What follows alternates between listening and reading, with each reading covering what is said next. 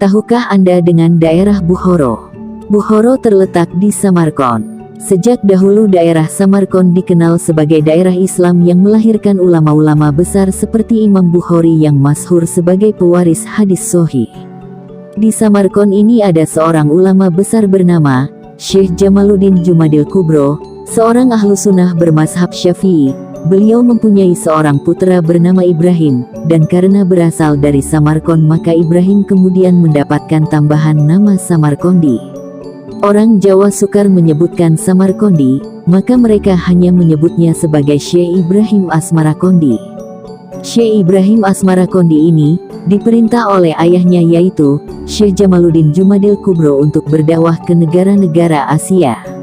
Perintah inilah yang dilaksanakan dan kemudian beliau diambil menantu oleh Raja Cempa, dijodohkan dengan putri Raja Cempa yang bernama Dewi Chandrawulan. Negeri Cempa ini menurut sebagian ahli sejarah, terletak di Muangthai. Dari perkawinan dengan Dewi Chandrawulan, maka Syekh Ibrahim Asmarakandi dianugerahi dua orang putra yang bernama Sayyid Ali Rahmatullah dan Sayyid Ali Murtado. Sedangkan adik Dewi Chandrawulan yang bernama Dewi Dwarawati, dinikahi oleh Prabu Brawijaya Majapahit. Dengan demikian, keduanya adalah keponakan Ratu Majapahit, dan tergolong putra bangsawan atau pangeran kerajaan. Para pangeran atau bangsawan kerajaan pada waktu itu, mendapat gelar Rahadian, yang artinya tuanku. Dalam proses selanjutnya, sebutan ini cukup dipersingkat dengan Raden. Raja Majapahit sangat senang mendapat istri dari negeri Cempa yang wajahnya cantik rupawan dan kepribadiannya sangat memikat hati. Sehingga istri-istri yang lainnya diceraikan. Tega kali Raja ia, banyak yang diberikan kepada para adipatinya yang tersebar di seluruh Nusantara. Salah satu contoh adalah istri yang bernama Dewi Kian, seorang puteri Cina yang diberikan kepada Adipati Aryo Damar di Palembang. Ketika Dewi Kian diceraikan dan diberikan kepada Aryo Damar, saat itu sedang hamil 3 bulan. Aryo Damar menggauli puteri Cina itu sampai si jabang bayi terlahir ke dunia. Bayi yang lahir dari Dewi Kian itulah yang nantinya bernama Raden Hasan atau lebih dikenal dengan nama Raden Patah, salah satu seorang dari murid Sunan Ampel yang menjadi raja di Demak Bintoro. Kerajaan Majapahit sesudah ditinggal Mahapati Gajah Mada dan Prabu Hayam Wuruk, mengalami kemunduran drastis. Kerajaan terpecah belah karena terjadinya perang saudara. Dan para adipati banyak yang tidak loyal dengan keturunan Prabu Hayam Wuruk, yaitu Prabu Brawijaya Kertabumi. Pajak dan upeti kerajaan tidak ada yang sampai ke istana Majapahit. Lebih sering dinikmati oleh para adipati itu sendiri. Hal ini membuat sang Prabu bersedih hati. Lebih-lebih lagi dengan adanya kebiasaan buruk kaum bangsawan dan para pangeran yang suka berpesta pera dan main judi serta mabuk-mabukan. Prabu Brawijaya sadar betul bila kebiasaan semacam ini diteruskan negara atau kerajaan akan menjadi lemah dan jika kerajaan sudah kehilangan kekuasaan betapa mudahnya bagi musuh untuk menghancurkan Majapahit Raya. Ratu Dwarawati, yaitu istri Prabu Brawijaya mengetahui kerisauan hati suaminya. Dengan memberanikan diri, dia mengajukan pendapat kepada suaminya. Saya mempunyai seorang keponakan yang ahli mendidik dalam hal mengatasi kemerosotan budi pekerti, kata Ratu Dwarawati. Betulkah? Tanya sang Prabu. Ya, namanya Sayyid Ali Rahmatullah, putra dari Kanda Dewi Chandrawulan di negeri Cempa. Bila Kanda berkenan saya akan meminta Ramanda Prabu di Cempa untuk mendatangkan Ali Rahmatullah ke Majapahit ini. Tentu saja aku merasa senang bila Rama Prabu di Cempa berkenan mengirimkan Sayyid Ali Rahmatullah ini, kata Prabu Brawijaya, ke tanah Jawa. Maka pada suatu ketika, diberangkatkan utusan dari Majapahit ke negeri Cempa untuk meminta Sayyid Ali Rahmatullah datang ke Majapahit. Kedatangan utusan tersebut disambut gembira oleh Raja Cempa, dan Raja Cempa bersedia mengirim cucunya ke Majapahit untuk meluaskan pengalaman. Keberangkatan Sayyid Ali Rahmatullah ke tanah Jawa tidak sendirian. Ia ditemani oleh ayah dan kakaknya. Sebagaimana disebutkan di atas, ayah Sayyid Ali Rahmatullah adalah Syekh Maulana Ibrahim Asmarakandi dan kakaknya bernama Sayyid Ali Murtado. Diduga tidak langsung ke Majapahit, melainkan terlebih dahulu ke Tuban. Di Tuban, tepatnya di Desa Gesik Harjo, Syekh Maulana Ibrahim Asmarakandi jatuh sakit dan meninggal dunia. Beliau dimakamkan di desa tersebut yang masih termasuk Kecamatan Palang, Kabupaten Tuban. Said Murtado kemudian meneruskan perjalanan. Beliau berdakwah keliling daerah Nusa Tenggara, Madura dan sampai ke Bima. Di sana beliau mendapat sebutan Raja Pandita Bima, dan akhirnya berdakwah di Gresik mendapat sebutan Raden Santri. Beliau wafat dan dimakamkan di Gresik. Said Ali Rahmatullah meneruskan perjalanan ke Majapahit menghadap Prabu Brawijaya sesuai permintaan Ratu Dwarawati. Kapal layar yang ditumpanginya mendarat di Pelabuhan Canggu. Kedatangannya disambut dengan sukacita oleh Prabu Brawijaya. Ratu Dwarawati bibinya sendiri memeluknya erat-erat seolah-olah sedang memeluk kakak perempuannya yang di negeri Cempah. Karena wajah Said Ali Rahmatullah memang sangat mirip dengan kakak perempuannya. Nanda Rahmatullah, bersediakah engkau memberikan pelajaran atau mendidik kaum bangsawan dan rakyat Majapahit agar mempunyai budi pekerti mulia? Tanya sang Prabu kepada Said Ali Rahmatullah setelah beristirahat melepas lelah. Dengan sikapnya yang sopan santun tutur kata yang halus, Said Ali Rahmatullah menjawab, "Dengan senang hati Gusti Prabu, saya akan berusaha sekuat-kuatnya untuk mencurahkan kemampuan saya mendidik mereka." "Bagus," sahut sang Prabu. "Bila demikian kau akan kuberi hadiah sebidang tanah berikut bangunannya di Surabaya. Di sanalah kau akan mendidik para bangsawan dan pangeran Majapahit agar berbudi pekerti mulia." "Terima kasih, saya haturkan Gusti Prabu," jawab Said Ali Rahmatullah.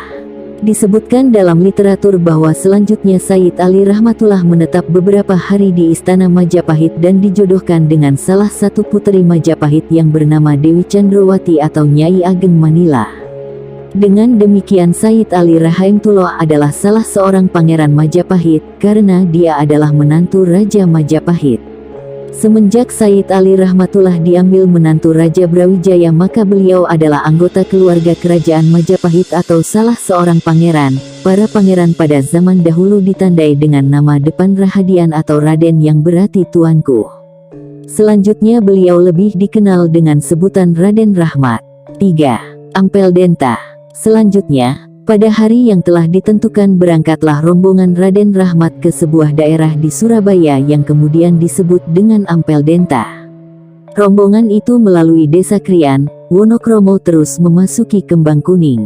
Selama dalam perjalanan beliau juga berdakwah kepada penduduk setempat yang dilaluinya. Dakwah yang pertama kali dilakukannya cukup unik. Beliau membuat kerajinan berbentuk kipas yang terbuat dari akar tumbuh-tumbuhan tertentu dan anyaman rotan.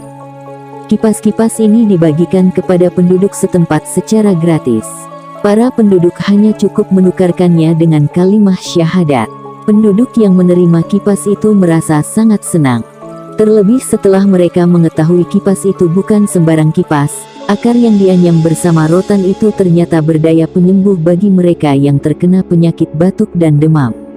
Dengan cara itu semakin banyak orang yang berdatangan kepada Raden Rahmat. Pada saat demikianlah ia memperkenalkan keindahan agama Islam sesuai tingkat pemahaman mereka. Cara itu terus dilakukan sehingga rombongan memasuki Desa Kembang Kuning. Pada saat itu kawasan Desa Kembang Kuning belum seluas sekarang ini. Di sana sini masih banyak hutan dan digenangi air atau rawa-rawa. Dengan karomahnya Raden Rahmat bersama rombongan membuka hutan dan mendirikan tempat sembahyang sederhana atau langgar. Tempat sembahyang itu sekarang dirubah menjadi masjid yang cukup besar dan bagus dinamakan sesuai dengan nama Raden Rahmat, yaitu Masjid Rahmat Kembang Kuning. Di tempat itu pula Raden Rahmat bertemu dan berkenalan dengan dua tokoh masyarakat, yaitu Ki Wiryo Sarojo dan Ki Bangkuning. Kedua tokoh masyarakat itu bersama keluarganya masuk Islam dan menjadi pengikut Raden Rahmat. Dengan adanya kedua tokoh masyarakat itu, maka semakin mudah bagi Raden Rahmat untuk mengadakan pendekatan kepada masyarakat sekitarnya, terutama kepada masyarakat yang masih memegang teguh adat kepercayaan lama. Beliau tidak langsung melarang mereka, melainkan memberikan pengertian sedikit demi sedikit tentang pentingnya ajaran ketauhidan. Jika mereka sudah mengenal tauhid atau keimanan kepada Tuhan pencipta alam, maka secara otomatis mereka akan meninggalkan sendiri kepercayaan lama yang bertentangan dengan ajaran Islam. Setelah sampai di tempat tujuan, pertama kali yang dilakukannya adalah membangun masjid sebagai pusat kegiatan ibadah. Ini meneladani apa yang dilakukan Nabi Muhammad SAW saat pertama kali sampai di Madinah.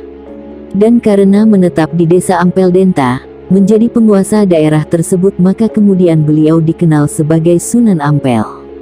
Sunan berasal dari kata susuhunan yang artinya yang dijunjung tinggi atau panutan masyarakat setempat. Ada juga yang mengatakan Sunan berasal dari kata suhunan artinya guru besar atau orang yang berilmu tinggi. Selanjutnya beliau mendirikan pesantren tempat mendidik putra bangsawan dan Pangeran Majapahit, serta siapa saja yang mau datang berguru kepada beliau. 4. Ajarannya yang terkenal. Hasil didikan mereka yang terkenal adalah falsafah mohlimo atau tidak mau melakukan 5 hal tercela, yaitu 1. Moh main, atau tidak mau berjudi. 2. Moh ngombe, atau tidak mau minum arak atau bermabuk-mabukan. 3. Moh maling, atau tidak mau mencuri. 4. Moh madat, atau tidak mau mengisap candu, ganja dan lain-lain. 5. Moh madon, atau tidak mau berzinah, main perempuan yang bukan istrinya. Prabu Brawijaya sangat senang atas hasil didikan Raden Rahmat. Raja menganggap agama Islam itu adalah ajaran budi pekerti yang mulia, maka ketika Raden Rahmat kemudian mengumumkan ajarannya adalah agama Islam, maka Prabu Brawijaya tidak marah, hanya saja ketika dia diajak untuk memeluk agama Islam ia tidak mau. Ia ingin menjadi Raja Buddha yang terakhir di Majapahit. Raden Rahmat diperbolehkan menyiarkan agama Islam di wilayah Surabaya bahkan di seluruh wilayah Majapahit, dengan catatan bahwa rakyat tidak boleh dipaksa. Raden Rahmat pun memberi penjelasan bahwa tidak ada paksaan dalam beragama. 5.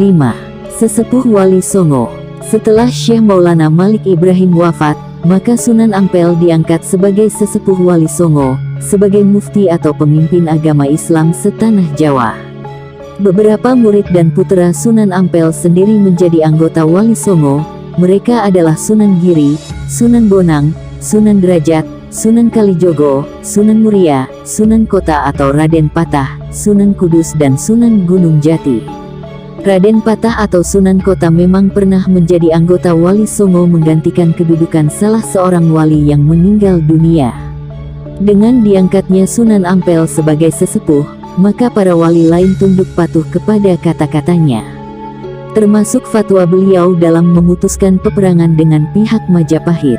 Para wali yang lebih muda menginginkan agar tahta Majapahit direbut dalam tempo secepat-cepatnya. Tetapi Sunan Ampel berpendapat bahwa masalah tahta Majapahit tidak perlu diserang secara langsung, karena kerajaan besar itu sesungguhnya sudah keropos dari dalam, tak usah diserang oleh Demak Bintoro, sebenarnya Majapahit akan segera runtuh.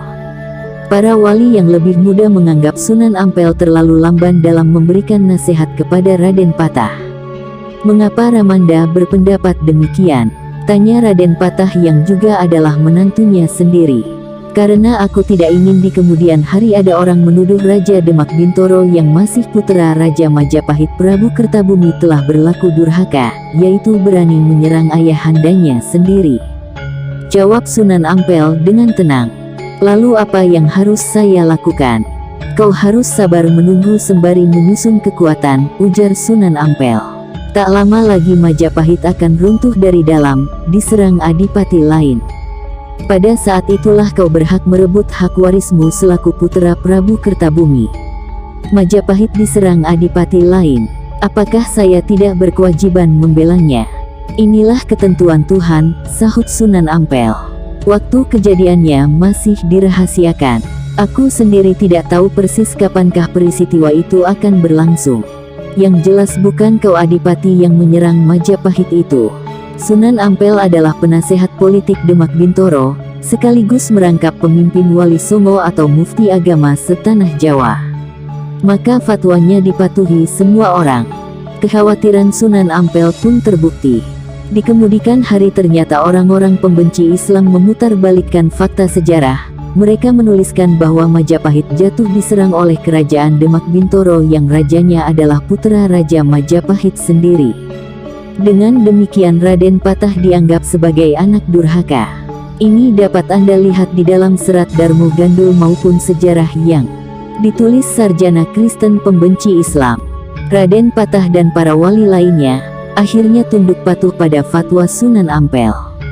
Tibalah saatnya Sunan Ampel wafat pada tahun 1478 M. Sunan Kalijogo yang diangkat sebagai penasehat bagian politik Demak, Sunan Giri yang diangkat sebagai pengganti Sunan Ampel sebagai mufti, pemimpin para wali dan pemimpin agama setanah Jawa. Setelah Sunan Giri diangkat sebagai mufti, sikapnya terhadap Majapahit sekarang berubah. Ia menyetujui aliran Tuban untuk memberi fatwa kepada Raden Patah agar menyerang Majapahit. Mengapa Sunan Giri bersikap demikian? Karena pada tahun 1478 kerajaan Majapahit diserang oleh Prabu Ranawijaya atau Girindrawardana dari Kadipaten Kediri atau Keling. Dengan demikian sudah tepatlah jika Sunan Giri menyetujui penyerangan Demak atas Majapahit. Sebab pewaris sah tahta kerajaan Majapahit adalah Raden Patah, selaku putra Raja Majapahit yang terakhir. Demak kemudian bersiap-siap menyusun kekuatan. Namun belum lagi serangan dilancarkan. Prabu Wijaya keburu tewas diserang oleh Prabu Udara pada tahun 1498. Pada tahun 1512, Prabu Udara selaku Raja Majapahit merasa terancam kedudukannya karena melihat kedudukan Demak yang didukung Giri Kedaton semakin kuat dan mapan. Prabu Udara khawatir jika terjadi peperangan akan menderita kekalahan, maka dia minta bekerja sama dan minta bantuan Portugis di Malaka. Padahal putra mahkota Demak yaitu Pati Unus pada tahun 1511 telah menyerang Portugis. Sejarah telah mencatat bahwa Prabu Udara telah mengirim utusan ke Malaka untuk menemui Alfonso de Albuquerque untuk menyerahkan hadiah berupa 20 gentak gamelan, sepotong kain panjang bernama beirami, tenunan kambayat, 13 batang lembing yang ujungnya berbesi dan sebagainya. Maka tidak salah jika pada tahun 1517 Demak menyerang Prabu Udara yang merampas tahta Majapahit secara sah. Dengan demikian jatuhlah Majapahit ke tangan Demak. Seandainya Demak tidak segera menyerang Majapahit, tentunya bangsa Portugis akan menjajah tanah Jawa jauh lebih cepat daripada bangsa Belanda. Setelah Majapahit jatuh, pusaka kerajaan diboyong ke Demak Bintoro, termasuk mahkota rajanya. Raden Patah diangkat sebagai Raja Demak yang pertama. Sunan Ampel juga turut membantu mendirikan Masjid Agung Demak yang didirikan pada tahun 1477 M. Salah satu di antara 4 tiang utama Masjid Demak hingga sekarang masih diberi nama sesuai dengan yang membuatnya, yaitu Sunan Ampel. Beliau pula yang pertama kali menciptakan huruf pegon, atau tulisan Arab berbunyi bahasa Jawa. Dengan huruf pegon ini beliau dapat menyampaikan ajaran-ajaran Islam kepada para muridnya. Hingga sekarang huruf pegon tetap dipakai sebagai bahan pelajaran agama Islam di kalangan pesantren. 6. Penyelamat akidah. Sikap Sunan Ampel terhadap adat istiadat lama sangat hati-hati. Hal ini didukung oleh Sunan Giri dan Sunan Derajat. Seperti yang pernah disebut dalam permusyawaratan para wali di Masjid Agung Demak. Pada waktu itu Sunan Kalijogo mengusulkan agar adat istiadat Jawa seperti selamatan, bersaji, kesenian wayang dan gamelan dimasuki rasa keislaman. Mendengar pendapat Sunan Kalijogo tersebut, bertanyalah Sunan Ampel, apakah tidak mengkhawatirkan di kemudian hari bahwa adat istiadat dan upacara lama itu nanti dianggap sebagai ajaran yang berasal dari agama Islam, jika hal ini dibiarkan nantinya akan menjadi bid'ah. Dalam musyawarah itu Sunan Kudus menjawab pertanyaan Sunan Ampel, saya setuju dengan pendapat Sunan Kalijogo, bahwa adat istiadat lama yang masih bisa diarahkan kepada ajaran tauhid kita akan memberinya warna Islami. Sedang adat dan kepercayaan lama yang jelas-jelas menjurus ke arah kemusyrikan, kita tinggal sama sekali. Sebagai misal, gamelan dan wayang kulit, kita bisa memberinya warna Islam sesuai dengan selera masyarakat. Adapun tentang kekhawatiran Kanjeng Sunan Ampel, Saya mempunyai keyakinan bahwa di belakang hari akan ada orang yang menyempurnakannya. Adanya dua pendapat yang seakan bertentangan tersebut, sebenarnya mengandung hikmah. Pendapat Sunan Kalijogo dan Sunan Kudus ada benarnya, yaitu, agar agama Islam cepat diterima oleh orang Jawa, dan hal ini terbukti, dikarenakan dua wali tersebut pandai mengawinkan adat istiadat lama yang dapat ditolerir Islam, maka penduduk Jawa banyak yang berbondong-bondong masuk agama Islam. Sebaliknya, adanya pendapat Sunan Ampel yang menginginkan Islam harus disiarkan dengan murni dan konsekuen, juga mengandung hikmah kebenaran yang hakiki, sehingga membuat umat semakin berhati-hati menjalankan syariat agama secara benar dan bersih, dari segala macam bid'ah. Inilah jasa Sunan Ampel yang sangat besar, dengan peringatan inilah beliau telah menyelamatkan akidah umat, agar tidak tergelincir ke lembah kemusyrikan.